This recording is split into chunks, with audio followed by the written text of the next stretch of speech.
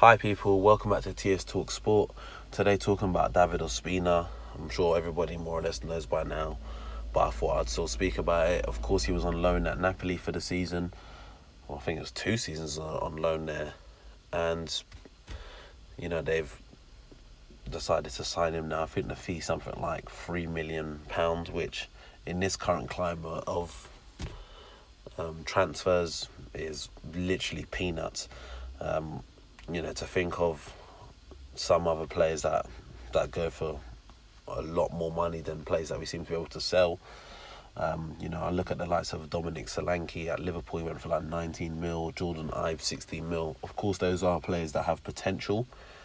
But you look at Ospina, he's not exactly 36, 37. He's 30 years old now. Vast experience, Champions League, Europa League, World Cup, Copa America. To only get £3 million from it kind of sums up where Arsenal were as a club. We've had Ramsey, Welbeck, both of those guys walk out the door for free. You look at someone like a Danny Welbeck under contract, he probably could have got I want to say maybe a 15 mil from him. As much as we only bought him for 16 mil, I think somewhere between 10 and 15 mil. If that sort of bid comes in, you'd take it. Ramsey under contract is about 40 mil. And then when you see the reports of our estimated transfer budget, it probably does boil down to the fact that, our incomings in terms of player sales is terrible. And this is a key example of this.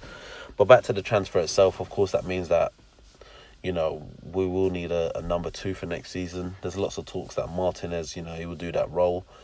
As much as I think that he's good enough to do that role, goalkeepers aren't the sort of players that usually get long-term injuries, but you never know what could happen. If Leno was to get injured in October, November with a long-term injury, would many Arsenal fans be comfortable with Martinez going forward? My personal answer to that is I think the answer is no. But we'll have to wait and see. But Ospina wasn't really the best of goalkeepers for us.